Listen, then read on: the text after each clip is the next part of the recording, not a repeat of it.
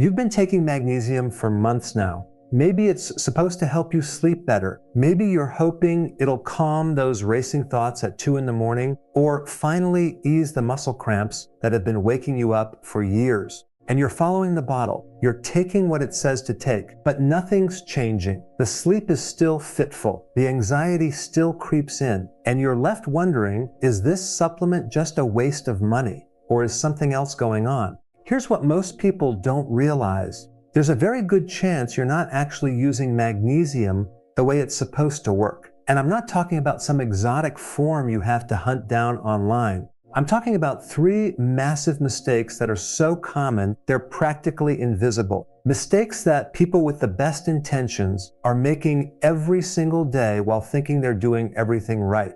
The frustrating part? These mistakes mean you could be throwing your money away, or worse, wondering if your body can even be helped at all. But the truth is far simpler than that. Once you understand what these 3 mistakes are, you'll see exactly why magnesium hasn't been working for you, and more importantly, how to fix it so that it finally does. By the end of this video, you're going to understand why most people's experience with magnesium has been so disappointing, and you'll have a clear, practical path forward. The kind of information that could genuinely change how you feel. So stay with me, because this matters. Here's the thing about magnesium, it's not like most supplements you might have heard about. This isn't some exotic nutrient that sounds impressive on the label, but doesn't really do much in your actual body. Magnesium is fundamental. Your cells need it to produce energy. Your heart needs it to beat properly. Your nervous system runs on it. And when you're deficient, your body absolutely knows something is wrong. The problem is, most people think the issue is that magnesium doesn't work, but that's not really what's happening. What's actually happening is far more fixable than that. Let me explain how magnesium works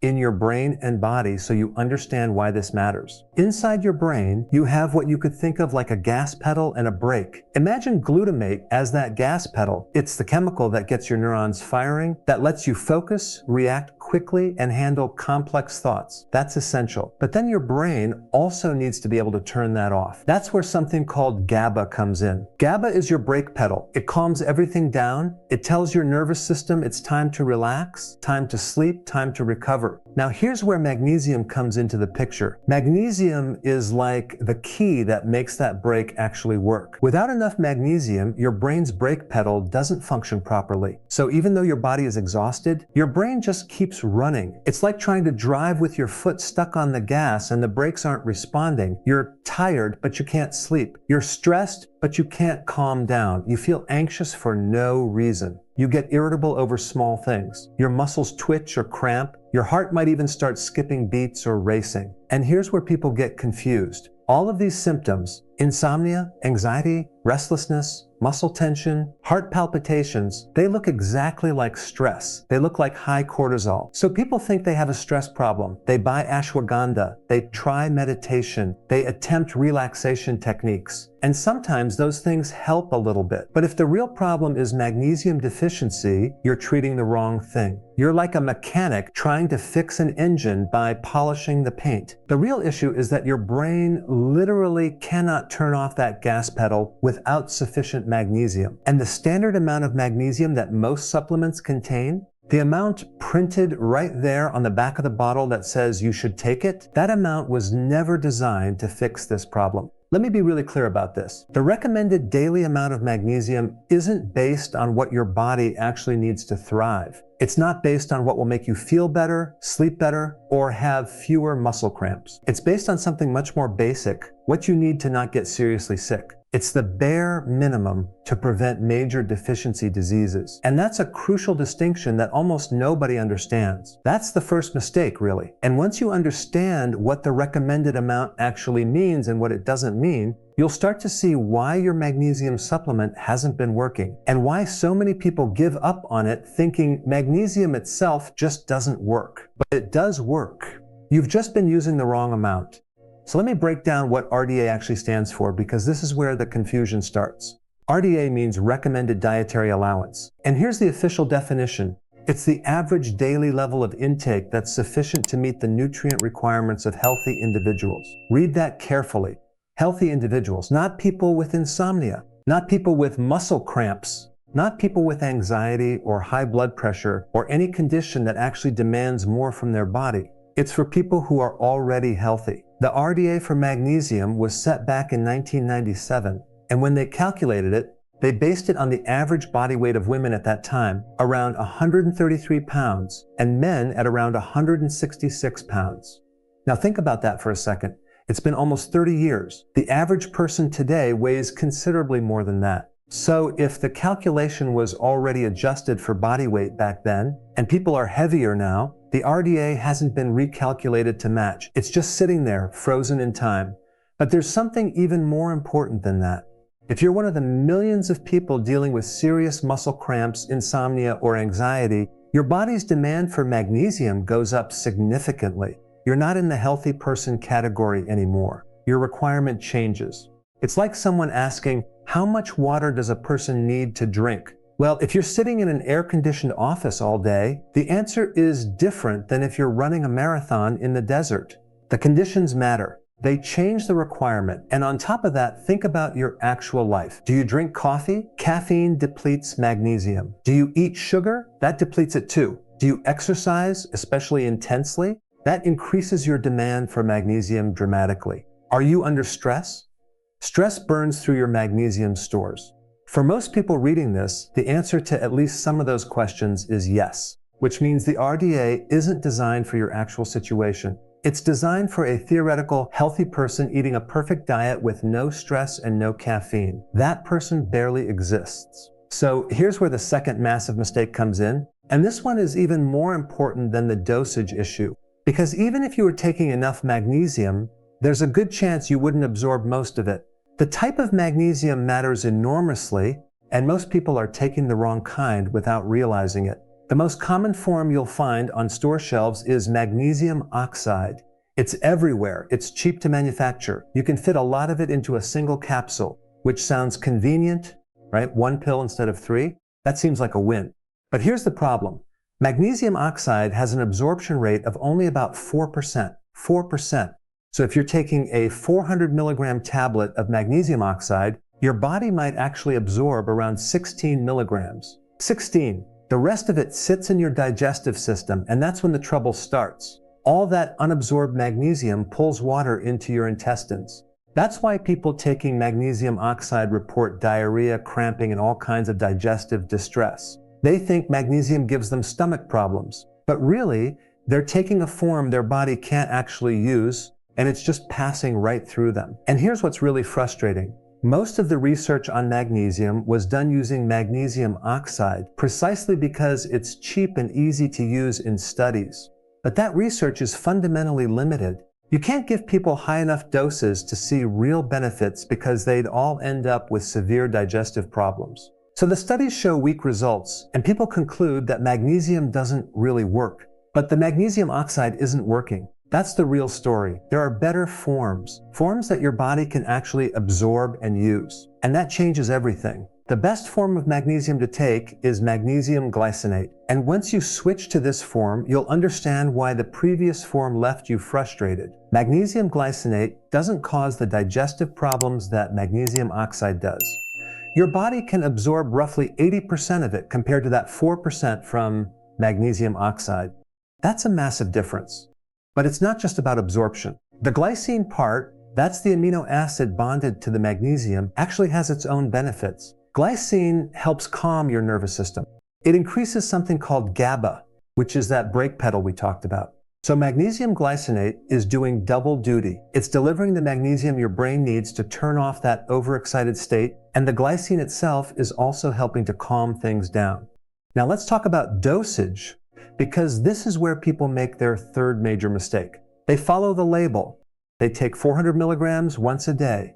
They wait a couple of weeks. Nothing happens. So they assume magnesium doesn't work for them, and they give up. But here's what research actually shows. When studies have found real measurable improvements in anxiety, depression, blood pressure, and migraine headaches, they typically use between 500 and 200 milligrams of magnesium per day. Not once a day, spread throughout the day, and they continued for more than a month before expecting to see results. Think about that. A month, not 2 weeks, a full month. The The reason is that if you're deficient in magnesium, and statistically, there's a very good chance you are, your body has a lot of catching up to do. Your cells have been running on empty. Your reserves need to be rebuilt. That takes time.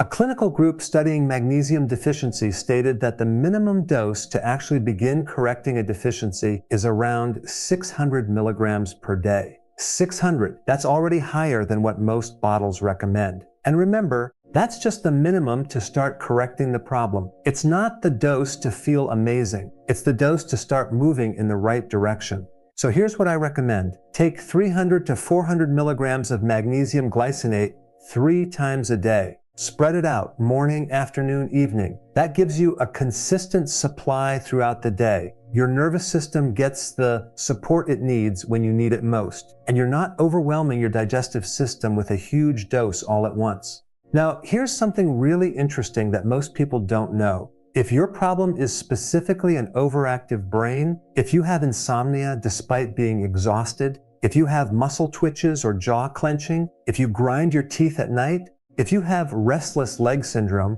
you're going to respond to magnesium very quickly, within hours sometimes, because you're giving your brain the tool it desperately needs to turn off that gas pedal. But if your problem is actually cortisol, if you have more belly fat, higher blood sugar in the morning, immune system issues, or high blood pressure, magnesium will help, but it might take several days to kick in.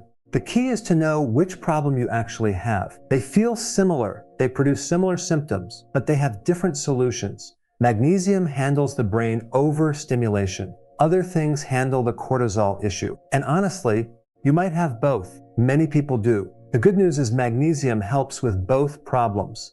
It just works faster on one than the other. Here's what I want you to do. Try this for 30 days. Magnesium glycinate, 300 to 400 milligrams 3 times a day. That's your therapeutic dose, not the label dose, not the bare minimum, the actual dose designed to create a real change in how you feel. Keep it consistent. Don't skip days and expect results. Your body is rebuilding something that's been depleted. It needs steady, reliable support. And if you have that overstimulated brain type of magnesium deficiency, you might notice changes within the first 24 hours. Better sleep that very night. Fewer racing thoughts. Calmer overall. If your issue is more cortisol related, give it a few more days. Let the magnesium accumulate in your system. By the end of a week or two, you should start noticing shifts, deeper sleep, less irritability, fewer cravings for junk food because yes, magnesium deficiency drives addictive eating patterns too. By 30 days, you'll have a clear picture. And here's the thing, if you're going to try this, actually commit to the full 30 days. Don't give it 2 weeks and give up. Your body has been running on low for a long time. It takes time to rebuild. But once you experience what it feels like to actually have enough magnesium, you won't go back. You'll realize just how much your sleep, your mood, your patience, and your physical comfort were being held hostage by this one simple nutrient. Now let me be direct about something. When you go to your doctor and ask for a magnesium test, you're going to run into a problem. Most of the magnesium in your body isn't floating around in your blood.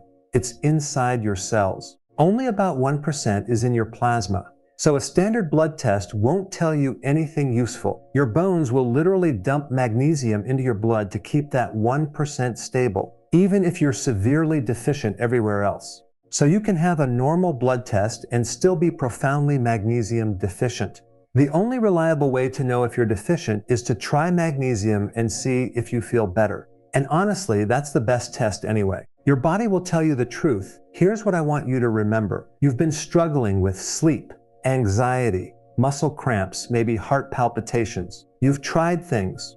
You've been frustrated. But the reason nothing has worked isn't because your body can't be helped. It's because you were missing one fundamental ingredient. Magnesium glycinate taken in therapeutic doses, spread throughout the day for a full 30 days. That's your path forward. This isn't complicated. This isn't expensive. This is taking back control of how you feel. The 3 mistakes are simple: taking too little, taking the wrong form, and giving up too soon. Now you know better. Start today. Give yourself 30 days. And let me know how you feel.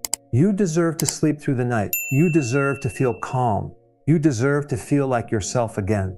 And magnesium might just be the missing piece that makes that possible.